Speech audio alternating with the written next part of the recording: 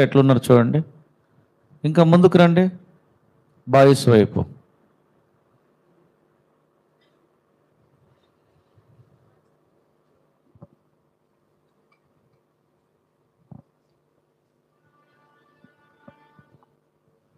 ప్రార్థన. అందరి కళ్ళు మూసుకునండి.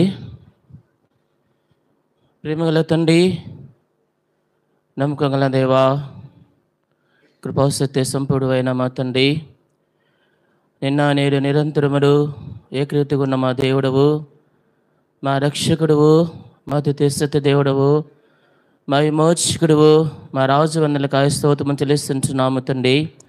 ప్రార్థించిన విధముగా ఈ దినములో ప్రభావ మరి స్ఫురణ ప్రార్థన మందిరములో చెర్లపల్లిలో ప్రభావ మరి కమాండ్ యూత్ మీటింగ్ కలిగిండగలటకై మీరు చేస్తూ వచ్చిన గొప్ప సదుపాయాన్ని బట్టి, సాతత్వాన్ని బట్టి, అధికారాన్ని బట్టి మేము స్తుతిస్తే కనపరుచుంటున్నాం.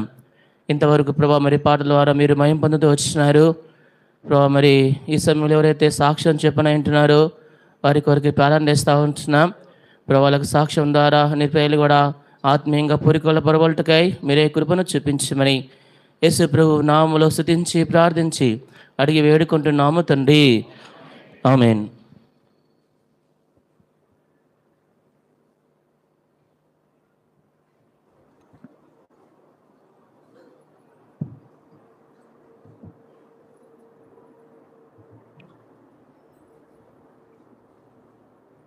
ప్రభు యేసుక్రీస్తు నామమున మీ అందరికీ వందనాలు. Praise the lord. కొంచెం గట్టిగా ప్రైజ్ ది లార్డ్. సరే, సాక్ష్యం చెప్పకముందు లేఖన భాగం నుంచి వచ్చిన భాగం చూద్దాము. కీర్తనల గ్రంథము 66వ అధ్యాయం, సామ్ 66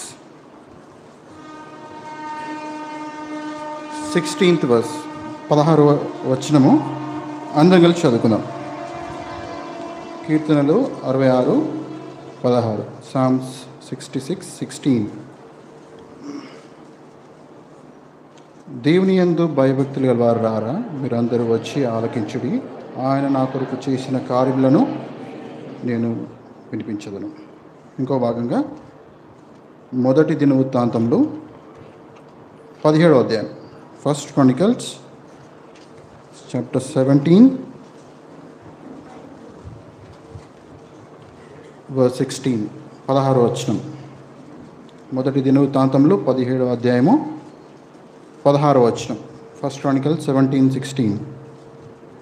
రాజైన దావీదు వచ్చి యెహోవా సన్నిధి కూర్చుండి ఇలాగ మనవి చేసెను, దేవా యెహోవా, నీవు నన్ను ఇంత హెచ్చులోనికి తెచ్చుటకు నేనే పాటివాడు, నా ఇల్లు ఏమాత్రపది.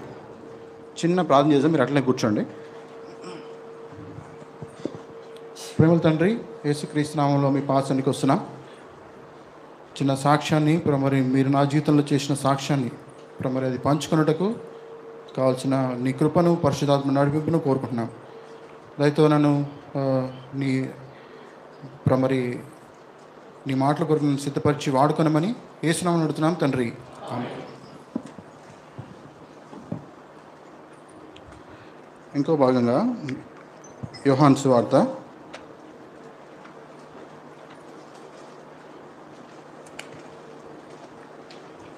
15వ అధ్యాయం.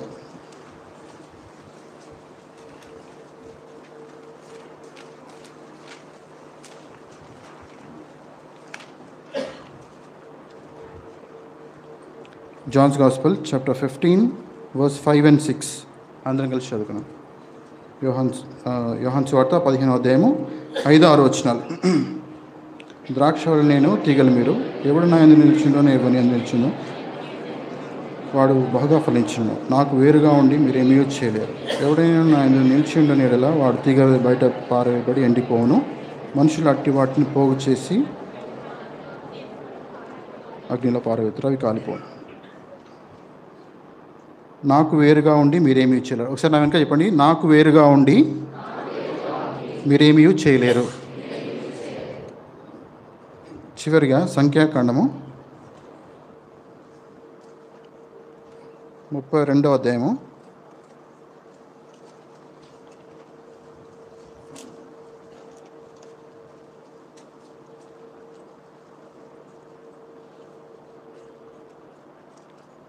23 వచనం. నంబర్స్ 32-23 అందరూ కలిసి చూద్దాం. చదవండి, మీరు చదవండి.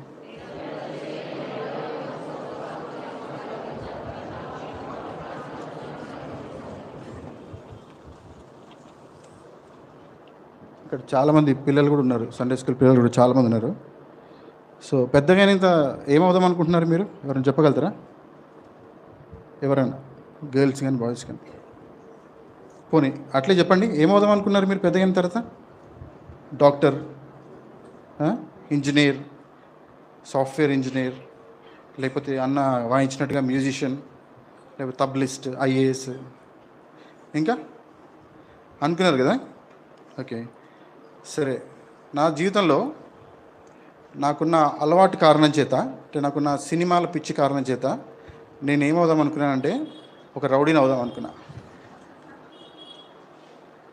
అంటే ఆ సినిమా పోస్టర్లు చూడంగానే ఆ హీరో కానీ విలన్ కానీ వాళ్ళు ఉండే పోజ్ చూసి చాలా టెంప్ట్ అయిపోయేవాడిని. సో వీళ్ళలాగా నేను కూడా రౌడీజం చేయాలి, నాతో పాటు 2-3 ఉండాలి, నాతో పాటు ఎప్పుడు నేను వాళ్ళతో తిరగాలి, రౌడీజం చేయాలి, నేనంటే 10 మంది భయపడాలి. అటువంటి మనస్తత్వం కలిగిన వాడిగా నేను ఉంటూ వచ్చిన. దానికి తోడు, బలమైన తోడు ఏంటంటే మొద్దు అంటే చెక్క కాదు, చదువులో చాలా పరమ మొద్దును అనమాట.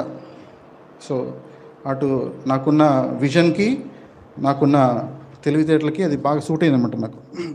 సో అట్లా మంచి తెలివి లేని వాడిగా, అంటే చదువులో చాలా వీక్గా నేను ఉంటూ వచ్చిన. ఎంత వీక్ అంటే అది నాకు చెప్పడం ఇష్టం లేదు, ఎందుకంటే అది చెప్తే నాకు చాలా బాధ అనిపిస్తుంది. కానీ ప్రభు మహిమాతమే చెప్తున్నా, నా స్కూలింగ్లో ఎప్పుడు కూడా నేను పాస్ అయింది లేదు. అది యూనిట్ టెస్ట్ కావచ్చు, స్లిప్ టెస్ట్ కావచ్చు, హాఫ్ ఇయర్లీ కావచ్చు, ఇయర్లీ కావచ్చు, ఎప్పుడు కూడా పాస్ అవ్వలేదు నేను. 4th క్లాస్లో నన్ను డీబార్ చేశారు. అంటే అదే క్లాస్ని నేను మళ్ళీ చదివాను 4th క్లాస్. 5th క్లాస్ ఎలాగో జడ్జ్, అప్పుడు కూడా నన్ను డిటైన్ చేశారు 5th క్లాస్లో. అంటే సర్లే అని నన్ను పంపించారు. 6th క్లాస్లో మళ్ళీ నన్ను డీబార్ చేశారు. మా నాన్న వండుకొని వద్దులే నీకు ఈ స్కూలు అని చెప్పి వేరే దగ్గర ఇంకో స్కూల్లో నన్ను జాయిన్ చేశాడు. అది నా ఘనత చదువులో. భక్తిలో మాత్రం అన్నిట్లో ఫస్ట్ ఉండేవాడిని.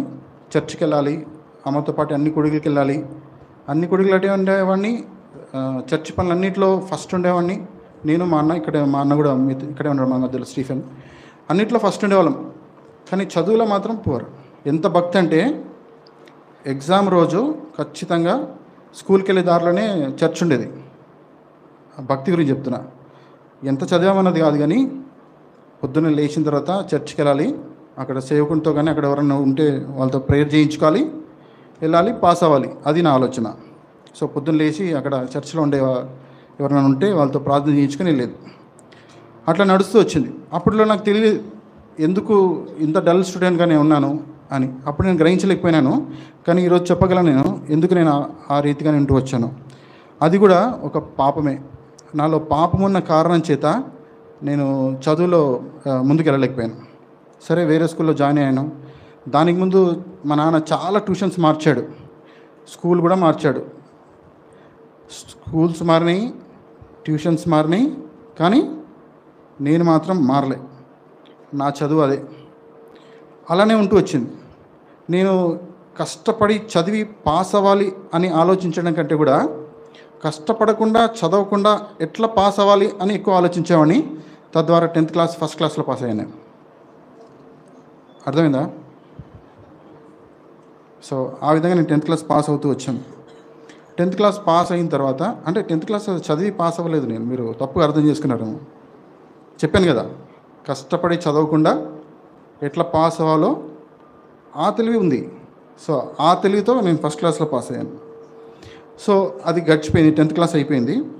10th క్లాస్ అయిన తర్వాత VBS ఖచ్చితంగా అన్నింటిలో ఫస్ట్. చెప్పాను కదా, యూత్ మీటింగ్స్ కానీ, హెబ్రోన్లో యూత్ మీటింగ్ ఉన్నా సరే, ఎక్కడ యూత్ మీటింగ్ ఉన్నా సరే ట్విన్ సిటీస్లో వెళ్ళిపోయేది. యూత్ క్యాంప్ జరుగుతూ ఉంది, VBS జరుగుతూ ఉంది షాపూర్ నగర్లో. ఆ షాపూర్ నగర్ VBSలో దేవుడు నన్ను పట్టుకుంటూ వచ్చాడు. ఆ రోజు ఆ సంవత్సరం ఉన్న థీమ్ ఏంటంటే మనకు ద్రాక్షావళి తీగలు మీరు మనకు 9 ఆత్మఫలాల గురించి ఉండేదన్నమాట. ఆ రోజు జరిగిన సందర్భమే మనం ఇంతకుముందు చదువుకున్న వాక్య భాగం. సో ఆ రోజు దేవుడు నాతో మాట్లాడుతూ వచ్చాడు, నువ్వు అన్నిట్లో బాగానే ఉన్నావు కానీ నాలో ఏం లేదు, ఎదుగుదల లేదు.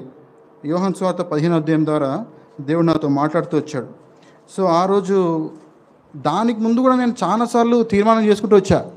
మన అన్న సేవకుడు అన్న వాళ్ళు మంచి మంచి వర్తమానాలు ఇస్తారు కదా, ఎవరన్నా ఆ రోజు బలమైన వర్తమానం బల్లగుద్ది చెప్పి ఈరోజు రక్షణ పొందాలి, నువ్వు రేపు ఏమవుతుందో నీకు తెలియదు అనగానే ఆ రోజు సాయంత్రం చేతులెత్తేది ఖచ్చితంగా. అట్లా చాలాసార్లు చేతులు ఎత్తాను, తీర్మాన కార్డులు తీసుకున్నాను. కానీ అన్నిటికీ అంటే భిన్నంగా ఆ సంవత్సరం, ఇది 96లో జరిగిన విషయము, 96 VBSలో. ఆ రోజు బలంగా దేవుడు నాతో మాట్లాడుతూ వచ్చాడు. ఆ VBSలో నేను తీర్మానం చేసుకుంటూ వచ్చాను, లేదు నాకు ఈ లైఫ్ వద్దు, సో నేను ఖచ్చితంగా దేవుని కొరకు జీవించాలని చెప్పి ఆ రోజు తీర్మానం చేసుకొని మా అమ్మ నాన్న వాళ్ళకి తెలియకోకుండా 10th క్లాస్ లోపటినే నేను చాలా సినిమాలు చూశాను, వాళ్ళకి అసలు తెలియనే తెలియదు. ఇంకో విషయం ఏంటంటే పాటలు పాడే అలవాటు నాకు ఎక్కువ. సో పాటలు పాడేదంటే దేవుని పాటలతో పాటు సినిమా పాటలు కూడా బాగా పాడేది. సినిమా పాటలు ఇంట్లో పాడితే మా అమ్మ అనుకునేది వీడి అది కూడా దేవుని పాటలే అనుకునేది. సో అంత నమ్మకం మేమంటే. ఎందుకు అంత నమ్మకం అంటే ఇప్పుడు నేను చెప్పిన విషయాలు ఇక్కడ ఉన్న కొంతమంది నాకు తెలిసిన వాళ్ళు కూడా ఆశ్చర్యపోతూ ఉంటారు, అరే ఫిలమోన్ ఇట్లాంటి వాడు అని. సో ఒకరిని మోసం చేసే దాంట్లో కూడా అంత టాలెంట్ దేవుడు నాకు ఇచ్చాడు. సో ఆ విధంగా మోసం చేస్తూ నా జీవితాన్ని కొనసాగిస్తూ వచ్చినాను. ఎక్కడున్నా ఒక్కనే ఉండేవాడిని, నాకు ఫ్రెండ్స్ అనేవాళ్ళు లేకుండే అప్పటి వరకు. 10th క్లాస్ వరకు నేను మా అన్న ఏదన్నా సరే, మాకు హోటల్ ఉండేది, జిడిమెట్లలో హోటల్ ఉంది. సో మేమందరము, నేను మా అన్న చాలా కష్టపడేవాళ్ళం హోటల్లో. అన్ని పనులు చేసేది హోటల్లో, కప్పులు కడిగేది, సర్వింగ్ చేసేది, క్యాష్ కౌంటర్లో ఉండేది, అన్ని పనులు చేసేది, వంటలు కూడా అప్పుడప్పుడు చేసేది మాస్టర్ రాకపోతే. సో అట్లా పని అనుభవము మా ఇద్దరికి ఉంది, నాకంటే ఎక్కువ మా అన్న బాగా పనిచేసేవాడు. సో ఆ విధంగా లైఫ్ కొనసాగుతున్నప్పుడు 10th క్లాస్లో దేవుడు మాట్లాడిన తర్వాత, తీర్మానం చేసుకున్న తర్వాత కొన్ని నెలల వరకు, ఇంతకుముందు అయితే ఈరోజు తీర్మానం చేసుకుంటే నెక్స్ట్ డేకి దులుపుకొని మళ్ళీ సేమ్ లైఫ్ ఉండేది. కానీ ఆ సంవత్సరం 96 మాత్రం కొన్ని నెలల వరకు నమ్మకంగా ఉంటూ వచ్చిన. నాకు సువార్త అంటే చాలా ఇష్టం, సువార్త చేయడం అంటే చాలా ఇష్టం. మీకు గుర్తుంటే, పెద్ద అన్నవాళ్ళు గుర్తుండొచ్చు, హెబ్రోన్లో ఏదన్నా వెహికల్ తీసుకెళ్తే దానికి ఒక స్టిక్కర్ వేసేవాళ్ళు, చెప్తారు ఎవరన్నా? హెబ్రోన్కి ఏదైనా వెహికల్ తీసుకెళ్తే దానికి హెబ్రోన్లో ఒక స్టిక్కర్ వేసేవారు, బుక్ రూమ్ వాళ్ళు. The blood of Jesus Christ cleanseth us from all sins అని చెప్పి చిన్న స్టిక్కర్, ఇంత సైజులో స్టిక్కర్ ప్రతి బండికి పెట్టేవాళ్ళమాట అప్పట్లో. అది నాకు బాగా గుర్తు. నా దగ్గర సైకిల్ ఉండే, ఈ సైకిల్కి మరి స్టిక్కర్ ఎట్లా పెట్టాలి, నేను కూడా సువార్త చేయాలి కదా అని చెప్పేసి ఏం చేశానంటే ఒక రేక్ తయారు చేశాను, ఒక రేకు కట్ చేశాను ఈ సైజులో, దీనికంటే కొంచెం పెద్ద సైజులో కట్ చేసి, సైకిల్కి మడ్గడ్ ఉంటుంది కదా, సైకిల్ వీల్ క్యాప్ లాగా ఉంటుంది కదా, దానికి స్క్రూ పెట్టి టైట్ చేసి ఆ స్టిక్కర్ దానికి అతికిచ్చాను. అలా దేవుని సువార్త చేయాలని ఆశ ఉండింది, అలా సువార్త చేస్తూ వచ్చాను. ఆ సైకిల్ని చాలా సంవత్సరాలు మేము వాడుతూ వచ్చాము. సో ఆ విధంగా సువార్త చేస్తూ వచ్చాను. దాని తర్వాత సో నాకున్న టాలెంట్, చదువులో టాలెంట్కి మా నాన్న ఏమనుకున్నాడంటే, వీడు చదువులో పనికిరాడు కాబట్టి త్వరగా వీడిని సెటిల్ చేయాలి అని చెప్పేసి నాకు ఐటీఐలో జాయిన్ చేశాడు. IIT కాదు, ITI. సో ITIలో జాయిన్ చేశాడు. ITIలో జాయిన్ చేశాడు. అది ఎక్కడొచ్చిందంటే నాకు కాలేజ్ శంకర్ మఠలో వచ్చింది. శంకర్ మఠ్ అంటే ఫస్ట్ హెబ్రోన్ వస్తుంది, హెబ్రోన్ దాటిన తర్వాత ఆర్టీసీ క్రాస్ రోడ్ వస్తుంది. ఆర్టీసీ క్రాస్ రోడ్లో ఎక్కువ ఏముంటాయండి? అదొక సర్కిల్, అది సినిమా థియేటర్లకి సర్కిల్ అది. సో కొన్ని నెలలు బాగానే ఉన్నాను. VBS అయిన తర్వాత కాలేజ్కి వెళ్ళాలి, ఖచ్చితంగా హెబ్రోన్ చూసేది, దండం పెట్టేది, క్రాస్ రోడ్ చూసుకునేది, ఏ పోస్టర్ ఏ రోజు ఏ సినిమా ఉండదో చూసుకునేది. కాలేజ్కి వెళ్ళిన తర్వాత ఫస్ట్ పీరియడ్ వరకు ఉండేది జంప్. మంచి ఫ్రెండ్స్ నాకు జమ అయ్యారు, ఒక 3 ఫ్రెండ్స్ జమ అయ్యారు. వాళ్ళతో పాటు మంచి డైలీ ఒక సినిమా, డబ్బులుంటే సినిమా, లేదు అంటే ఒకరోజు జూ పార్క్, ఒకరోజు గోల్కొండ, ఒకరోజు నాగార్జున సాగర్, లేకపోతే ఇట్లా బాగా తిరిగేది. నాగార్జున సాగర్, గండిపేట, ఈ విధంగా బాగా తిరిగేది. ఎందుకంటే పాస్ ఉండేది కదా, అప్పట్లో పాస్ ఉండేది, బాగా తిరిగేది. ఎప్పుడే కానీ చదువు మీద ధ్యాస లేదు, కానీ ఎట్లా తిరగాల, ఎట్లా ఎంజాయ్ చేయాలా, ఇదే పని. పెద్ద అలవాట్లు నాకేం లేవు. ఓన్లీ సినిమా పిచ్చి ఒక్కటి బాగుండేది, భయంకరమైన పిచ్చి. ఒక్కొక్క రోజు అయితే 2 సినిమాలు చూశాను. ఎంత పిచ్చి అంటే సినిమాలు, సాంగ్ బుక్స్ కొనుక్కునేది నేను. సినిమా పాటల సాంగ్ బుక్స్ శంకరమఠ ఎదురుగా బస్ స్టాండ్లో కొబ్బరి మోడల్ పూలు అమ్మే వాళ్ళ దగ్గర ఆ బుక్స్ ఉండేవి. ఆ బుక్స్ కొనుక్కొని బస్సులో కూర్చొని పాడేది. ఆ పాటలని బస్సులో పాడేది. ఇంట్లో కూర్చొనేమో ప్రైజ్ సాంగ్స్ పాడేది, బయట అంతా ఈ పాటలు పాడేది. అటువంటి జీవితాన్ని కలిగి ఉన్నా. అంటే రక్షణ పొందిన తర్వాత నేను మళ్ళీ పడిపోతూ వచ్చాను. పడిపోయిన తర్వాత మళ్ళీ లోక స్నేహంతో నేను తిరుగుతూ మళ్ళీ విచ్చలవిడిగా జీవితాన్ని గడుపుతూ వచ్చాను. దాని తర్వాత ఇంకా యూత్ క్యాంప్ అని అనౌన్స్ చేస్తూ ఉన్నారు. నాకు మనసులో శోధన వచ్చిందన్నమాట. ఏం శోధన అంటే, యూత్ క్యాంప్ వస్తుంది, నువ్వు ఆల్రెడీ తీర్మానం చేసుకున్నావు, మళ్ళీ పడిపోయావు, ఇంకా నువ్వు దేవుని కొరకు జీవించవా అని శోధన నాలో నాకే శోధన. నేను బయట తిరిగింది ఎక్కువ ఏం లేదు, ఈ సినిమాలు పిచ్చి బాగుండేది.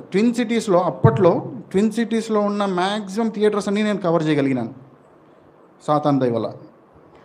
సో ఆ విధంగా జీవిస్తున్నప్పుడు నేనే పూరుకొల్పోయాను మా ఫ్రెండ్స్ని. వాళ్ళకి ఇష్టం లేకపోయినా సరే వాళ్ళకే నేను ఖర్చు పెట్టి సినిమాలకు తీసుకెళ్ళేవాడిని. ఇంకా యూత్ క్యాంప్ శోధన ఒకటి ఎక్కువైంది. ఇంకా ఈ యూత్ క్యాంప్కి వెళ్తే నేను ఖచ్చితంగా బయటికి వెళ్ళకూడదు. అంతకుముందు యూత్ క్యాంప్స్లో ఎప్పుడు కూడా పొద్దున బ్రేక్ఫాస్ట్ అవ్వగానే వెళ్ళిపోయేది బయటికి. చెప్పులు ఇచ్చేవాళ్ళు కదా అప్పట్లో, ఆ చెప్పులు లేకున్నా పర్లేదని చెప్పి ఎండలో కాలు కాల్చుకుంటూ అట్లే తిరిగేది. కానీ ఆ ఇయర్ మాత్రము దేవుడు చాలా శోధన అన్నమాట. ఆ వయసులో 10th క్లాస్ అయిపోయిన వెంటనే జరిగిన విషయం ఇది. ఆ శోధన ఎటువంటిదంటే, తప్పిపోకూడదు, ఈసారి నువ్వు తీర్మానం చేసుకోవాలి ఖచ్చితంగా అని శోధన ఎక్కువైపోతూ వచ్చింది డైలీ. ఇంకా నాకు సినిమా చూడాలన్న మనసు రావట్లేదు. ఒకరోజు బలవంతంగా నేను మా ఫ్రెండ్స్ సినిమాకి వెళ్ళాము. లైన్లో నించున్నాం టికెట్లు తీసుకుందామని. తీసుకున్న తర్వాత నాకు అవ్వట్లేదు, శోధన ఎక్కువైంది. యూత్ క్యాంప్ వస్తుంది, నువ్వు ఖచ్చితంగా ఈసారి తీర్మానం చేసుకోవాలి, దాని ప్రకారంగా జీవించాలి నువ్వు అని చెప్పి శోధన ఎక్కువైపోయింది. ఇంకా నా వల్ల కాక మా ఫ్రెండ్స్ చెప్పాను, నా వల్ల కాదు, నేను రాను, ఈ సినిమా కూడా నేను రాను, నేను ఇంటికి వెళ్ళిపోతాను. అదేంద్రా, నువ్వే కదా తీసుకొచ్చినావు, నువ్వు రా అంటే, లేదు నేను రానని చెప్పి. అసలు అది మిరాకిల్. అది నేను ఒక లైన్లో నించొని వెనకకి రావడం అనేది అదొక మిరాకిల్. ఆ రోజు ఆ లైన్లో నుంచి రిటర్న్ వచ్చాను, అంతే లాస్ట్. దాని తర్వాత నేను అసలు ఎట్లా జరిగిందో తెలియదు, కానీ దాని తర్వాత నేను మూవీస్కి వెళ్ళడం మానేశాను.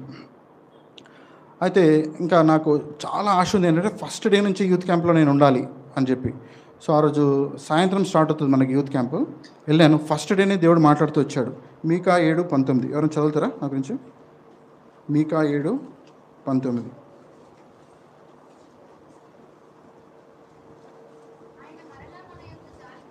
ఆయన మరలా మన యందు జాలిపడును, మన దోషములను అణచివేయును, వారి పాపములన్నిటినీ సముద్రపు అగాధంలో నీవు పడవేతు. సో ఈ వాక్యం నన్ను ఎంత ఆదరించిందంటే, నేను అంటే అప్పట్లో కొత్త కదా, ఇవన్నీ వాక్యాలు వినలేదు నేను. సో ఎంత ఆదరించిందంటే, దేవునికి ఎట్లా తెలుసు నేను మళ్ళీ పడిపోయినా కానీ లేపుతాను అంటున్నాడు దేవుడు అని చెప్పి చాలా సంతోషించాను. ఆ సంవత్సరము 5 రోజులు ఎక్కడికి కానీ కదలలే. మొత్తం అన్ని మీటింగ్స్లో ఉండి ఇట్లా ఫస్ట్ లైన్లో కూర్చున్నాడు. అప్పట్లో థియోడర్ అంకుల్, తర్వాత కోషి అంకుల్ ఉన్నారు ఆ సంవత్సరం 97లో. అంత నమ్మకంగా కూర్చొని ఇంకా అప్పటి నుంచి ఇంకా అన్ని పాత అలవాట్లు అన్నింటినీ కూడా బంద్ చేశాను. ఇంకా యూత్ క్యాంప్ అయిపోయిన వెంటనే ఇమ్మీడియట్గా బ్యాప్టిజంకి నేను పేరిస్తూ వచ్చాను. ఇంకా రక్షణలో ఉన్నప్పుడు, అంటే మంచి భక్తిపరుడుగా ఉన్నప్పుడు ఉండే ఆలోచన ఏంటంటే సువార్త చేయాలని. సో రక్షణలో ఉన్నప్పుడు సువార్త చేసేవాడిని, రక్షణ లేనప్పుడు సినిమాలు చూసేవాడిని. సో ఇప్పుడు రక్షణ పొందాను కదా, మళ్ళీ సువార్త చేయాలి. ఏ విధంగా చేయాలి? మీరు కూడా ఎవరైనా చేయొచ్చు, నన్ను ఆలోచించి. ఒకవేళ బస్సులో ప్రయాణించే వాళ్ళైతే ఏం చేసేవాడిని అంటే, ట్రాక్ తీసుకొని ఆ ముందు సీట్కి అతికిచ్చేవాడిని. లేదంటే బక్సీ అంకుల్ బుక్ని తీసుకొని పక్కన ఎవరైనా కూర్చోడు కదా, వాళ్ళకి కనిపించేటట్టుగా చదివేవాడిని. ఇలా చదివేవాడిని, వాళ్ళకి కూడా కనపడాలని. తర్వాత నేను లేచి వెళ్ళిపోయేటప్పుడు ఆ బుక్ని తీసుకొని ఆ సీట్లో పెట్టి నేను వెళ్ళిపోయేది. అలా సువార్త చేసేది. ఇంకెవరైనా లగేజ్ పెట్టారనుకోండి బస్సులో, ఆ లగేజ్ తాళ్ళ సందులో పెట్టేది. తర్వాత లిఫ్ట్ ఇవ్వడానికి ఎక్కువ ఇష్టపడేది. ఎవరైనా లిఫ్ట్ అడిగితే లిఫ్ట్ ఇవ్వడానికి ఇష్టపడేది. ఎందుకంటే వాళ్ళు దిగేటప్పుడు ఒక ట్రాక్ ఇచ్చేది. లేకపోతే ఎక్కువ ధైర్యం వస్తే వాళ్ళతో మాట్లాడి సువార్త కూడా చెప్పేవాడిని. అట్లా సువార్త చేయడం ప్రారంభించాను.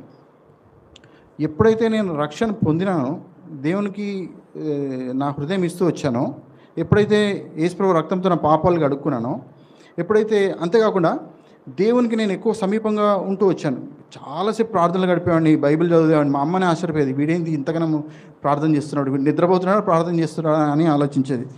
అయితే నా రక్షణకు మా అమ్మ ప్రార్థన ప్రాముఖ్యంగా ఉంటూ వచ్చింది. ఎందుకంటే తను ఒక్కతే రక్షణ పొందుతూ వచ్చింది. మా నాన్న అప్పటికి రక్షణ లేదు. తను మా గురించి చాలా కష్టపడి చాలా ప్రార్థనలు చేసేది. సో ఈరోజు రక్షణ పొందానంటే దేవుని కృప, తన ప్రార్థనలు, తర్వాత సంఘ ప్రార్థనలు. దాని తర్వాత బ్యాప్టిజం తీసుకున్నాను. దీనికి ముందు ఇంకొక విషయం చెప్తాను. అంటే రక్షణ పొందకముందు సినిమాలు చూసిన టైంలో ఒకసారి ఏమైందంటే, నా పాపకు నన్ను పట్టుకుంటూ వచ్చింది. దాని తర్వాత నేను మారుతూ వచ్చాను. ఆ సందర్భం ఏంటంటే, నేను ఒకసారి సినిమాకి వెళ్ళాను. సినిమాకి వెళ్తే అంటే ఎవరైనా పాత వాళ్ళు వెళ్ళిన వాళ్ళ మిమ్మల్ని ఎంకరేజ్ చేస్తలే నేను అవన్నీ చేయాలని. ఎవరైనా వెళ్ళిన వాళ్ళు ఉంటే తెలుస్తుంది వాళ్ళకి. మధ్యలో ఇంటర్వెల్ ఉంటుంది, లైట్లన్నీ వేస్తారన్నమాట. సో లైట్లన్నీ వేసారు. నా పక్కన లేచి వెళ్ళిపోయాడు. అటు పక్కన ఎవరంటే మా పెద్దనాయన. గుండెలు చల్లగా అయిపోయినాయి. ఆయన దూర బంధువే మాకు, కానీ మా నాన్నకు చాలా క్లోజ్ అన్నమాట. మా నాన్న దగ్గరికి ఎప్పుడు వచ్చేవాడు. భయం అయిపోయింది.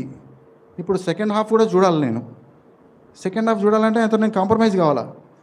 పోయి ఆయనతో మాట్లాడి, పెద్దయినా నాన్నకు చెప్పొద్దు అంటే, సరే సరే సరే అన్నాడు. కూర్చున్నాను.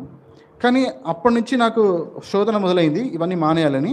దాని తర్వాత యూత్ క్యాంపులో మళ్ళా తిరిగి నేను మీకా 7:19 ద్వారా రక్షణలోకి మళ్ళా ట్రాక్లోకి రావడము అలా జరుగుతూ వచ్చిందన్నమాట. సో రక్షణ పొంది బ్యాప్టిజం తీసుకున్న తర్వాత 97లో నేను బ్యాప్టిజం తీసుకుంటూ వచ్చాను, సెప్టెంబర్ 1.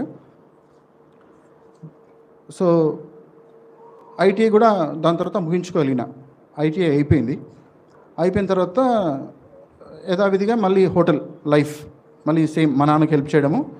అప్పుడు మా అన్న లేడు, వరంగల్లో చదువుతా ఉన్నాడు. ఇంకా నేను ఒక్కడే ఉంటూ వచ్చినాను. ఇంకా అన్నింటిలో ఫుల్ ఇన్వాల్వ్ అయిపోయినా. ఎంత బిజినెస్లో ఇన్వాల్వ్ అయిపోయినా. ఫర్దర్ స్టడీస్ మీద ఆలోచన లేదు, ఏం చేయాలో కూడా ఏం తెలియదు. కానీ నాకు ఒక ఆశ ఉండేది. ఏంటంటే నేను కంప్యూటర్స్ నేర్చుకోవాలి, కంప్యూటర్స్ హార్డ్వేర్ నేర్చుకోవాలని ఒక ఆశ ఉండేది. అయితే రోజు న్యూస్ పేపర్లో ఒక యాడ్ వచ్చేదన్నమాట, 1 year కోర్స్ 7,500 అని. నేను మా నాన్న దగ్గరికి వెళ్ళి అడిగిన. మా నాన్న కింద నుంచి పైకి చేసి పక్కకు పోమన్నాడు ఫస్ట్. ఎందుకంటే మా నాన్నకి బాగా తెలుసు వీనికి చదువు అవ్వలేదు, వీనికి రాదు అని, డబ్బులు వేస్ట్ అని అనుకున్నాడు ఆయన. సో నేను పదే అడిగినాను, ఎప్పుడు కూడా ఒప్పుకోలేదు. ఇంక ఇట్లా కాదని చెప్పి మా మేనమామ దగ్గరికి వెళ్ళి, మా అమ్మ నేను ఇట్లా చేద్దాం అనుకున్న కోర్సు నాన్న ఒప్పుకోవట్లేదంటే, ఇంకా ఆయన వచ్చి మా నాన్నతో మాట్లాడి ఆయననే ఇన్స్టిట్యూట్లో జాయిన్ చేశాడు అనమాట. సో అట్లా నేను ఒక ఇన్స్టిట్యూట్లో జాయిన్ అయ్యాను. నా లైఫ్ టర్నింగ్ పాయింట్ ఏంటంటే రక్షణనే నా టర్నింగ్ పాయింట్. రక్షణ పొందిన తర్వాత అసలు ఇప్పుడు నేను ఎంత నా గురించి తక్కువ చేసి చెప్పానో, ఇప్పటి నుంచి మొదలవుతుంది అసలు దేవుడు నా జీవితంలో ఎంతగా హెచ్చిస్తూ వచ్చాడో అప్పటి నుంచి. మనం ఎప్పుడైతే దేవునికి నమ్మకంగా యథార్థంగా ఆయన పని చేస్తూ మనం ఉంటామో, తర్వాత నేను ఎక్కడికి వెళ్ళినా కానీ, ఇది నా 2వ బైబిల్, దీనికి ముందు ఇంకో బైబిల్ ఉండేది, తెలుగు బైబిల్, ఇదే సైజులో. ఎక్కడికి వెళ్ళినా కానీ ఈ బైబిల్ని మాత్రం ఖచ్చితంగా తీసుకెళ్ళేవాడిని. మనం ఎప్పుడైతే దేవుడిని గణపరుస్తామో దేవుడు మనల్ని గణపరుస్తాడు. సో అది నా హృదయంలో ఉండింది కాబట్టి నేను ఖచ్చితంగా బైబిల్ని గణపరిచాను, తీసుకెళ్ళేవాడిని. సో 1 year కోర్స్కి జాయిన్ అయ్యాను. 6 months అయిపోయింది. 6 months అయిపోయిన తర్వాత నేను ఐటీఐ సర్టిఫికేట్ తెచ్చుకోలేదు. ఎందుకు తెచ్చుకోలేదంటే మనకు అటెండెన్స్ లేదు కదా. అటెండెన్స్ లేని కారణం చేత కాలేజ్ వాళ్ళు ఏం చేసినారంటే, ఎన్ని రోజులు అయితే యాబ్సెంట్ అయినావో దానికి ఫైన్ వేస్తూ చాలా ఎక్కువ అమౌంట్ నన్ను కట్టమని చెప్పారన్నమాట. అది కట్టి తీసుకెళ్ళిపోమన్నారు. మీ దగ్గర ఉంచుకోండి, ఇప్పుడు నాకు అంత పని కూడా లేదు దాంతో అని చెప్పి నేను మా నాన్నతో హోటల్లో పని చేస్తూ ఉన్నా. అయితే అనుకోకుండా నాకు అప్రెంటిషిప్ కాల్ లెటర్ వచ్చింది హెచ్ఏఎల్లో. అదేంటి, నేను కాలేజ్ నుంచి సర్టిఫికేటే తెచ్చుకోలేదు. ఆ కాలేజ్ నుంచి సర్టిఫికేట్ తెచ్చుకున్న తర్వాత ఎంప్లాయ్మెంట్లో నేను రిజిస్టర్ చేస్తే అప్పుడు నాకు కాల్ లెటర్ రావాలా. ఇవన్నీ ఏం జరగలేదు, కాల్ లెటర్ వచ్చింది ఏందబ్బా అని చెప్పి ఇంకా అప్పుడప్పుడు వెళ్ళి డబ్బులు కట్టి సర్టిఫికేట్ తెచ్చుకొని అప్లై చేస్తే హెచ్ఏలో నాకు అప్రెంటిషిప్ 1 year అప్రెంటిషిప్కి సెలెక్ట్ అయ్యాను. సెలెక్ట్ అయిన తర్వాత దేవుడు వాళ్ళకి చెప్పినట్టున్నాడు, వీళ్ళని తీసుకుపోయి ఐటీ డిపార్ట్మెంట్లో ఏమని చెప్పినట్టున్నాడు. ఎందుకంటే నేను ఇక్కడ ఐటీ కోర్స్ చేస్తున్నా కదా, హార్డ్వేర్ కోర్సు. నన్ను చక్కగా తీసుకుపోయి ఐటీ డిపార్ట్మెంట్లో వేసినారు. అందరికీ ఎలక్ట్రానిక్ డిపార్ట్మెంట్లో వేస్తే నన్ను ఒక్కడనే ఐటీ డిపార్ట్మెంట్లో వేసినారు. ఎంత అద్భుతం తెలుసా అది. నేను ఏదైతే అక్కడ నేర్చుకున్నానో అది నాకు థియరీ అయితే ఇక్కడ ప్రాక్టికల్. అంటే హెచ్ఏఎల్లో ఉండే కంప్యూటర్స్, టెర్మినల్స్, కంప్యూటర్ డివైసెస్ అన్నిటినీ చూసుకోవాల్సింది నేనే అనమాట. సో ఆ డిపార్ట్మెంట్లో నన్ను వేసినారు. అసలు ఎంత అద్భుతం అంటే నా జాబ్ పర్పస్ సాల్వ్ అయిపోయింది. అంటే నేను ఏదైతే నేర్చుకున్నానో అది ఇక్కడ ప్రాక్టికల్గా చేయగలుగుతున్నా. సో తద్వారా ఇంకోటి ఏంటంటే చాలా కష్టపడేవాడిని. ఎంత కష్టపడేవాడిని అంటే నా వర్క్ చూసి 2 monthsలోనే ఒక కంపెనీ అతను హెచ్ఏఎల్కి వచ్చి నీది అప్రెంటిస్షిప్ అయిపోగానే నన్ను వచ్చి కలువు, నా కంపెనీలో నీకు జాబ్ ఇస్తానని చెప్పి నాకు అపాయింట్మెంట్ ఇచ్చాడు. Verbal communication. తర్వాత ఐటీ హెడ్, ఆ డిపార్ట్మెంట్ హెడ్ కూడా ఆయన రిటైర్డ్ వెళ్ళిపోతూ ఆయన విజిటింగ్ కార్డ్ ఇచ్చి, ఆయన కూడా ఇండస్ట్రీ ఉందంట, నీది ఎప్పుడు అయిపోయినా కానీ నీది అయిపోయిన తర్వాత నన్ను వచ్చి కలువు అని చెప్పి సెకండ్ ఆఫర్ లెటర్ ఇచ్చాడు.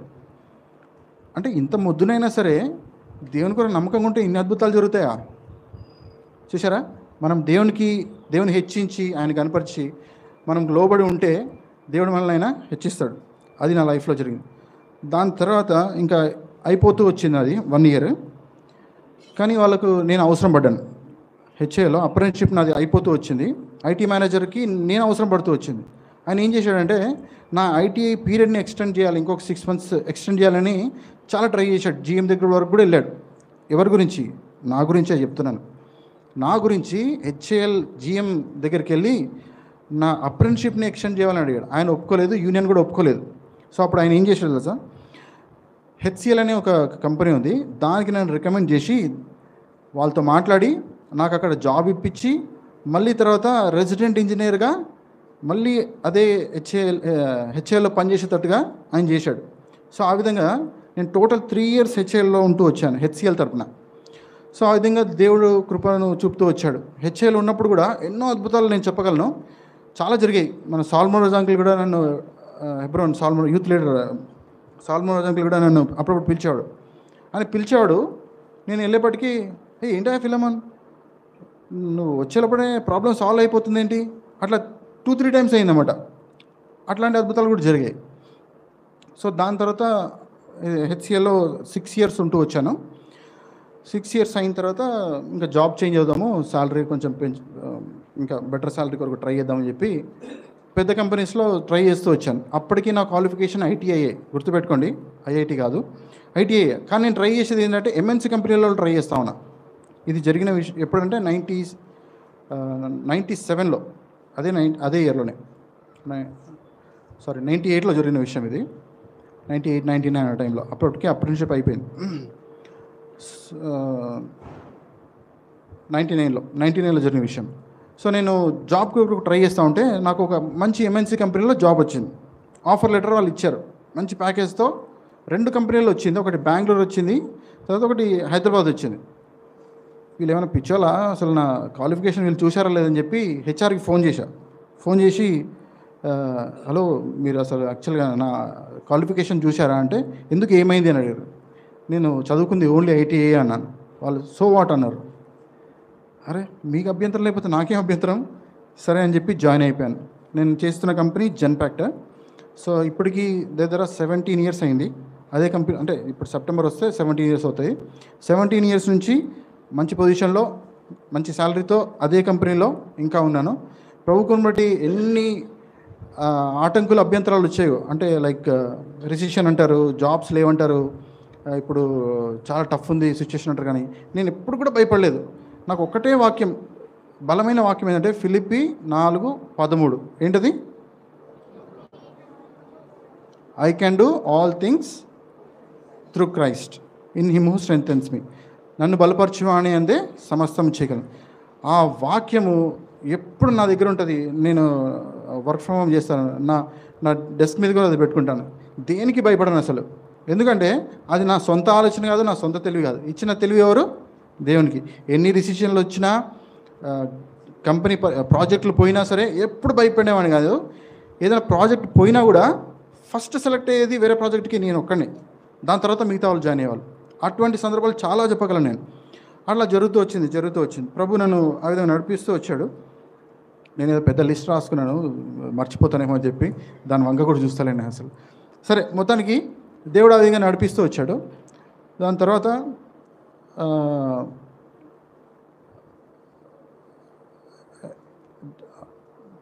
జెన్పాక్లో అయిపోయిన తర్వాత ఇంకా నెక్స్ట్ ఏంటండి, మ్యారేజ్. సో మ్యారేజ్ ప్రపోజల్స్ చూస్తూ ఉన్నారు ఆ టైంలో. దానికి ముందు చిన్న చిన్న బ్రేక్స్ పడ్డాయి. అవి షార్ట్ టర్మ్ బ్రేక్సే, బట్ దేవుడు నన్ను లేపుతూ వచ్చాడు. ఒకవేళ అవన్నీ నేను చెప్పకపోతే అని అనుకుంటారు మీరు. సో బ్రేక్స్ ఉన్నాయి చిన్న చిన్నవి. సో బట్ దేవుడు అవన్నింటిని కూడా గట్టెక్కిస్తూ వచ్చాడు. అయితే ఎప్పుడైతే మ్యారేజ్ ప్రపోజల్స్ చూస్తూ ఉన్నారో నేనేమనుకున్నానంటే, నేను పెద్దగా ఆశపడేవాడిని కాదు, ఎందుకంటే మన ఏంది జస్ట్ ఐటీఐ కదా, మనకు పెద్ద ఎక్స్పెక్టేషన్స్ ఏం లేవు. ఒక ఎక్స్పెక్టేషన్ అయితే ఉండే, ఏంటంటే నాకు కాబోయే భార్యకు ఆర్నమెంట్స్ ఉండకూడదు అనుకున్నా. అదొక్కటి మాత్రం ఉండేది. ఎవరైనా పర్లేదు, 10th అయినా పర్లేదు, ఎవరైనా పర్లేదు అనుకునేది. మనం పెద్ద చదువుకోలేదు కదా. సో ఒక సంబంధం వచ్చింది. ఆ సంబంధము ఎవరో కాదు, మా ఇప్పుడు ప్రెసెంట్ నా భార్యని, జాయిస్ తన పేరు. వాళ్ళు మంచి కుటుంబము, అందరూ బాగా చదువుకున్న కుటుంబం వాళ్ళు. మా భార్య ఎంఫిల్ చేసింది. తను ఏం చేసింది? ఎంఫిల్. నేను అనుకున్నాను ఇది మనకు సెట్ అయ్యేది కాదులే అనుకున్నాను. కానీ వాళ్ళ అన్నలు కానీ, అంటే మా బావలు కానీ, మామ అత్తమ్మలు కానీ నా క్వాలిఫికేషన్ గురించి వాళ్ళు అడగలేదు, కానీ రక్షణ పొందేవా లేదా అడిగారు, మందిరంలో ఏం పని చేస్తావు, ఈ 2 మాత్రమే అడిగారు, అంతే. దాని తర్వాత కొంచెం టైం తీసుకున్నాము. దాని తర్వాత దేవుడు మమ్మల్ని ఇద్దరు జతపరుస్తూ వచ్చాడు. దానికి ముందు నేను మ్యారేజ్ అవ్వకముందు నా డైలీ పర్సన్లో దేవుడిని అడుగుతూ వచ్చాను, దేవుడు నీ చిత్తం ఏంటి, దేవా నీ చిత్తం ఏంటని. సో టైం సరిపోదు కాబట్టి నేను చిన్న చెప్తాను. నాతో మాట్లాడాలి అంటే దేవుడు మాట్లాడుతూ వచ్చాడు. మార్గము అనే వర్డ్ వచ్చింది ఒక దగ్గర. అరే ఇదే బాగుంది కదా దేవా, ఈ మార్గం అని వచ్చింది. ఇంకొకసారి ఇదే వరుసలో మార్గము అని వస్తే ఇది నీ చిత్తమే అని అనుకున్నా. మళ్ళీ చదువుతామంటే ఇంకో మార్గం వచ్చింది అక్కడ. చాలు ప్రభా, ఇది నీ చిత్తమే. మళ్ళీ నెక్స్ట్ డే చదువుతా ఉన్నా, ప్రభా ఈరోజు కూడా మార్గము అనే వర్డ్ రావాలా, నిన్ను ఇచ్చావు కదా 2 సార్లు, ఈరోజు కూడా సరే. ఆ రోజు కూడా మార్గము అని కీర్తనలో వస్తుంది. ఇది మీరు 10వ అధ్యాయం తర్వాత ఉంటుంది అన్నమాట. ఆ రోజు కూడా మార్గం అని వచ్చింది. ఇంకొకసారి మార్గం అని వస్తే ఇంకా నేను డిసైడ్ అయిపోతా. అప్పుడు కూడా మార్గం అని వచ్చింది. అయిపోయిన తర్వాత ఇంకా పెళ్లి సంబంధానికి అన్నీ ఓకే అవుతా ఉన్నాయి. ప్రభా ఇంకొక బలమైన వాగ్దానం ఇయ్యి, తద్వారా నేను డిసైడ్ అయిపోతాను, ఇది నీ చిత్తమని అనుకున్నాను. అప్పుడు దేవుడు మాట్లాడుతూ వచ్చాడు. కీర్తనలు చదవండి ఎవరైనా, 22వ అధ్యాయం, సామ్స్ 22:31. ఎవరైనా చదివి అమ్మా, ఇది కీర్తనలు 22:31. వారు వచ్చి ఆయన అంతవరకు చాలమ్మా. ఆయన దీనిని చేసెను, ఇది నా వాగ్దానం, దేవుడు ఇచ్చిన వాగ్దానం. ఆయన దీనిని చేశాను. దీంతో కన్ఫర్మేషన్ వచ్చేసిన తర్వాత మళ్ళీ నాకు డౌట్ ఉంది. ప్రభా ఏదన్నా ఒక సైన్ చూపించు, దీంతో నేను కన్ఫర్మ్ చేసుకుంటా, ఏమనుకోకు అని అనుకొని ఒక సైన్ పెట్టుకున్నా. ఏంటంటే చాలామంది సైన్స్ అనగానే ఎవరు గుర్తొస్తారు తెలుసా? గిడ్డియన్ గుర్తొస్తాడు. ఎందుకు? మంచు కురుస్తుంది కదా, ఒకరోజు మంచు కురుస్తుంది, పొలంలో మంచు కురుస్తుంది, ఒకరోజు గొర్రెబొచ్చు మీద మంచు కురుస్తుంది. ఆ సందర్భం మీకు తెలుసు కదా. అది ఇంప్లిమెంట్ చేద్దామని చెప్పి ఏం చేశానంటే, దేవునితో ఒక ఒప్పందం పెట్టుకుని, ఏంటంటే ప్రభువా ఈరోజు ఇక్కడ వర్షం పడాలా, నెక్స్ట్ సండే వర్షం పడాలి, అదే టైంలో మా ఊర్లో వర్షం పడకూడదు, దాని తర్వాత సండే ఇక్కడ వర్షం పడకూడదు, మా ఊర్లో వర్షం పడాలి. సాధ్యమవుతుందండి ఇది? సాధ్యమైంది నా జీవితంలో. సండే వచ్చింది, వర్షం లేదు, ఏం లేదు, అంత డ్రైగా ఉంది. వర్షం పడట్లేదు, ఏందబ్బా అని మనసులో ఉంది. మా చిన్నమ్మ వేరే ప్లేస్లో ఉంటుంది, ఆమెని ఎవ్రీ వీక్ ఎవరో ఒకరు వెళ్ళి దింపి వచ్చేవాళ్ళమాట. మధ్యలో కొంచెం ఎంటీ స్థలం ఉంటుంది. సో ఇద్దరం కలిసి నడుచుకుంటూ వెళ్తూ ఉంటాం, చూస్తూ ఉన్నాం పైకి, ఎక్కడ వర్షం పడతలేదు. సడన్గా డ్రాప్ పడింది, టక్కుమని చెయ్యి మీద. అరే డ్రాప్ పడింది, చిన్నమ్మా నీ మీద వర్షం పడుతుందా? పడింది చిన్న అనింది. అమ్మాయి కన్ఫర్మేషన్ వచ్చేసింది, ఏమైంది? వర్షం పడింది. సో నెక్స్ట్ ఇంకో టార్గెట్ ఉంది కదా, ఏంటది? వర్షం ఇక్కడ పడకూడదు, మా ఊర్లో పడాలి. సో నెక్స్ట్ సండే వచ్చింది. ఆరాధన అయిన తర్వాత ఎట్లా తెలుసుకోవాలి నేను అక్కడ వర్షం పడుతుందా లేదా? మా బాబాయ్ ఉంటాడు అక్కడ, చిన్నాన్న, ఆయనకు ఫోన్ చేశా. నన్ను ఇంట్లో అందరూ చిన్న అంటారు అనమాట. సో ఆయనకు ఫోన్ చేశా. ఆయన ఫోన్ లిఫ్ట్ చేసి, చిన్న నేను తర్వాత ఫోన్ చేస్తే ఇక్కడ వర్షం పడుతుంది, మళ్ళీ ఫోన్ చేస్తా అన్నాడు అని ఫోన్ కట్ చేసిండు. దాంతో కన్ఫర్మేషన్ వచ్చింది, ఇంకా లేదు, నో, ఇంకా దేవా నేను ఇంకా ఏమి ఒప్పందాలు పెట్టుకోను, ఇదే ఖాయం. దేవుడు వాగ్దానం ఇచ్చాడు, సైన్స్ నెరవేర్చాడు, అన్నీ సక్సెస్ఫుల్ అయ్యాయి. కాబట్టి దేవుడు ఆ విధంగా మంచి భార్యను దేవుడు ఇస్తూ వచ్చాడు. తను కూడా బ్యాంక్ ఎంప్లాయీ, సో నేను ఐటీ ఎంప్లాయీ, తను బ్యాంక్ ఎంప్లాయీ. సో ఆ విధంగా మా జీవితం కొనసాగుతూ వచ్చింది. దేవుడు మాకు ఇద్దరు మంచి పిల్లల్ని ఇస్తూ వచ్చాడు. ఫస్ట్ పాప పేరు హనోరా, 9th క్లాస్ తను. తర్వాత బాబు ఈతన్ ఎమరాల్డ్, తను 5th క్లాస్ చదువుతా ఉన్నాడు. ఇక్కడే కూర్చున్నాడు ఎక్కడో. ఈతన్ ఎక్కడ? ఒకసారి లే, పైకిలే. సరే, మా బాబు అక్కడ కూర్చున్నాడు, తర్వాత మీరు కలవచ్చారని. సో దాని తర్వాత ఇంకా దేవునికి చాలా క్లోజ్గా మేము ఉండేది. అంటే దేవుని ఇంటికి కానీ దేవుని సేవకులకు కానీ పనులు బాగా జరిగేది. సో అయిపోయింది నా సాక్ష్యం అయిపోయింది. కానీ ఇంకొక కొన్ని విషయాలు మీకు, ప్రాముఖ్యమైన విషయాలు మీకు చెప్పాలని ఆశపడుతున్నాను. అవి ఏంటంటే, రక్షణ పొందిన తర్వాత ఇక్కడ రక్షణ పొందిన వాళ్ళు ఎంతమంది ఉన్నారమ్మా? గర్ల్స్ అండ్ బాయ్స్, యవనస్తులు అందరూ. మీరు ఏమేం పనులు చేస్తున్నారు దేవునికి అని మీరు ఎప్పుడైనా అనుకున్నారా? ఓన్లీ సండే వచ్చి వెళ్ళిపోతున్నారా? దేవుని సేవ చేస్తున్నారా? ఏదో ఒక విధానంలో పర్సనల్, అంటే మీ కొలీగ్స్తో స్వార్థ షేర్ చేయడము, తర్వాత నేను కొన్ని ఎగ్జాంపుల్స్ చెప్పినా కదా, అట్లాంటివి కూడా మీరు ట్రై చేయొచ్చు. ఇంకా వేరే కూడా ట్రై చేయొచ్చు, భిన్నమైనవి కూడా మీరు ట్రై చేయొచ్చు. సో ఇక్కడ మా యవనస్తులు చాలామంది వచ్చారు ఇక్కడికి, 6 మంది. సో వీళ్ళందరూ కూడా మా సండే స్కూల్ స్టూడెంట్స్. నేను మధ్యలో చెప్పడం మర్చిపోయాను, నాకు సండే స్కూల్ పరిచర్ని ఇస్తూ వచ్చారు. నేను బ్యాప్టిజం తీసుకున్న తర్వాత నాకు సండే స్కూల్ పరిచర్ ఇస్తూ వచ్చారు. సండే స్కూల్ పరిచర్లో నేను, కరుణాకర్ అని ఒకతను, తర్వాత స్టీఫెన్ అని, మేము ముగ్గురం చాలా సంవత్సరాలు సండే స్కూల్ మినిస్ట్రీలో బాగా కష్టపడుతూ వచ్చాం. మా కష్ట ఫలితమే ఇక్కడ కూర్చున్న కొంతమంది పిల్లలు మీ మధ్యలో ఉన్నారు. అయితే ఇప్పుడు వాళ్ళు కూడా సండే స్కూల్ టీచర్స్, వాళ్ళు కూడా మాతో పాటు సండే స్కూల్ టీచర్స్గా వ్యవహరిస్తున్నారు ప్రస్తుతానికి. అయితే కొన్ని విషయాలు చెప్తాను మీకు. ఈ సండే స్కూల్ మినిస్ట్రీలో దేవుడు ఎంతగానో అభివృద్ధి చేస్తూ వచ్చాడు. ఈ విషయాలన్నీ నా బెంజమిన్ మన సాల్మన్ అని కూడా బాగా తెలుసు. మా సంఘం నుంచి కనీసం అంటే ఒక దగ్గర 6-7 ప్లేసెస్లో మేము VBS కండక్ట్ చేస్తాం మా సంఘంతో. మా సంఘంలో కాకుండా ప్యాపిలి అని, తల్లంపాడు అని, తాండూర్ అని, తర్వాత మార్కాపురము, చీపురుపల్లి, ఇక్కడ సిస్టర్స్ కూడా ఉన్నారు కొంతమంది టీచర్స్గా మాతో పాటు ఉండేవాళ్ళు. వాళ్ళందరూ కూడా ఆల్మోస్ట్ సండే స్కూల్ టీచర్స్, కొంతమంది వాళ్ళంతా సండే స్కూల్ టీచర్స్గా కన్వర్ట్ అవుతూ వచ్చారు. సో ఈ సంఘంలో మరి ఎంతమంది రక్షణ మంది సండే స్కూల్ టీచర్స్గా ఉన్నారో మాకు తెలియదు. కానీ ఇంకొక నా ఆశ ఏంటంటే, టీచర్స్ని తయారు చేయాలని, తర్వాత టీచర్స్ని తయారు చేసి వాళ్ళను ఆయా ప్లేసెస్లో తీసుకెళ్ళి వాడాలని. ఇప్పుడు మాకు చాలా ఇన్విటేషన్స్ వస్తున్నాయి, మా దగ్గర VBS చేయండి. మాకున్న పెద్ద ప్రాబ్లం ఏంటంటే, మాకు లీవ్స్ దొరకవు. ఆ లీవ్స్ దొరికితే మేము చాలా ప్లేసెస్లో మేము కండక్ట్ చేయగలము. లీవ్స్ మాకు దొరకని కారణం చేత ఒక్కొక్కసారి స్ప్లిట్ అవుతాం. ఇప్పుడు ఇదే నెలలో ఓన్లీ సండే స్కూల్ పరిచర్య, VBS పరిచర్య కాకుండా గాస్పుల్, సాల్మాన్ అన్న మా మందిరంలో ఉన్నప్పుడు, అన్న మా మందిరంలో కూడా గాడ్ సర్వెంట్గా ఉన్నారు. చాలా ప్లేసెస్కి గాస్పుల్కి మమ్మల్ని తీసుకెళ్తూ వచ్చాడు. ఆ గాస్పుల్స్లో కూడా బాగా ఇన్వాల్వ్ అయ్యేది. అంతేకాకుండా ఈ VBS మినిస్ట్రీలో ఎక్కువగా వాడబడుతూ వచ్చాం. ఇప్పుడు ఈ నెలలో మనుగూరులో గాస్పుల్ ఉంది. 29, 30, 31 ప్రార్థన చేయండి. దగ్గర 50 మంది అక్కడికి వెళ్తూ ఉన్నాం. తర్వాత సెప్టెంబర్ ఫస్ట్ వీక్లో 2 ప్లేసెస్లో VBS ఉంది. ఒకటేమో తణుకులో, ఒకటేమో తల్లంపాడులో VBS ఉంది. ప్రార్థన చేయండి.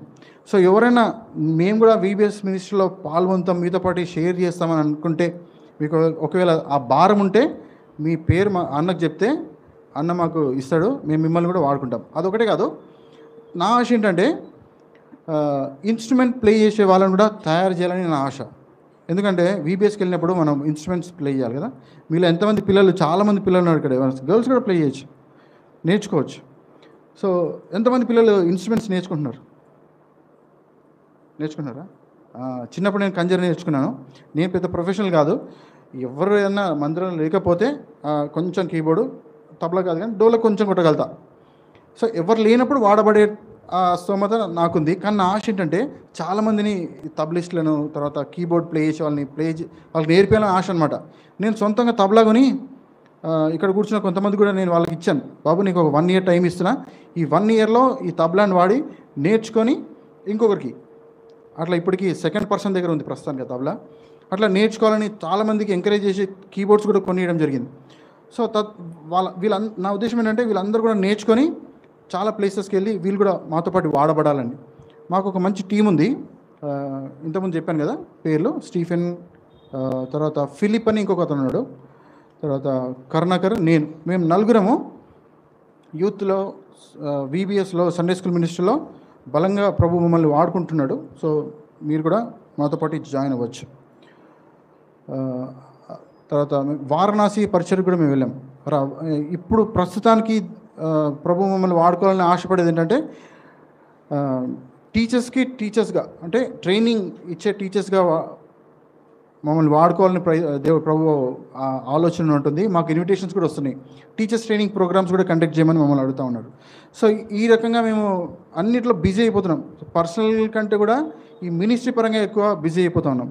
సో మీరు ఆలోచించండి, దేవుని కొరకు మీరు ఎంత కష్టపడుతున్నారో. ఇది నా సాక్ష్యము. సో ఒకవేళ మీరు ఎవరైనా రక్షణ పొందకుండా ఇంకా దేవునికి మీ హృదయం ఇవ్వకుండా ఉన్నట్లయితే దానివల్ల చదువు ఒకటే కాదు, దానివల్ల నష్టాలు వేరే ఉంటాయి. మీరు దేవునికి హృదయం ఇస్తే దేవుడు ఏ విధంగా అయితే నన్ను లేపి ప్రభు కొరకు వాడుకుంటున్నాడో, తర్వాత ఏ దాంట్లో కూడా తక్కువ చేయలేదు. నేను ఆలోచిస్తే దాని తర్వాత నేను డిప్లొమా కంప్లీట్ చేయగలుగుతూ వచ్చిన కరస్పాండెన్స్. నా చదువుకి నేను చేసే ఉద్యోగానికి ఎటువంటి సంబంధం లేదు. ఇంతకుముందు మీకు చెప్పినట్టుగా మంచి చదువుకునే భార్యను నాకు ఇస్తూ వచ్చాడు, నేను ఎలిజిబుల్ కాకపోయినప్పటికీ. తర్వాత దేవుని ఇంట్లో పనిచేసే భాగ్యాన్ని కూడా నాకు ఇస్తూ వచ్చినాడు. ఇంకా చాలా విషయాలు చెప్పచ్చు. అన్న ఉన్నప్పుడు జరిగిన విషయాలు, లైవ్ ఇటువంటి లైవ్ ప్రోగ్రామ్ కోవిడ్లో ఎవరు లేరు. లైవ్ స్ట్రీమింగ్ పెట్టడానికి లేదు. మొబైల్స్ వాడాలన్న ఆలోచన మాకు లేదు. ఎట్లా చేయాలనేది కూడా తెలియదు. అప్పుడప్పుడు ప్రభుత్వం బట్టి నేర్చుకొని, సాఫ్ట్వేర్స్ నేర్చుకొని, కష్టపడి ఒక్కరోజు కూడా లైవ్ మిస్ కాకుండా అన్ని 8,000 పెట్టి కెమెరా కొని, వెబ్ క్యాము 2020 ఫిబ్రవరిలోనో మార్చిలో కొన్నాము. ఇంతవరకు అదే కెమెరాను వాడుతూ ఉన్నాం, వెబ్ కెమెరా 8,000 పెట్టి కెమెరా. సో అంటే చేస్తూ వచ్చాడు లైవ్ స్ట్రీమింగ్లో కూడా. అన్న ఉన్నప్పుడు ఎక్కువ ప్రేయర్స్ పెట్టేవాడు, ఆన్లైన్ ప్రేయర్స్, తర్వాత 40 days ప్రేయర్స్ పెట్టేవాడు. నాకు భయం వేసేది, ఈ 40 days అన్న ప్రేయర్స్ పెడుతున్నాడు, ఆ కెమెరా ఎప్పుడు పాడైపోతుందేమో ఆ భయం ఎక్కువ ఉండేది నాకు. కానీ ఈ రోజు వరకు కూడా ఆ కెమెరా పాడగలదండి. మీరు మా లైవ్ ఉంటుంది, మీరు ఎప్పుడైనా చూడొచ్చు.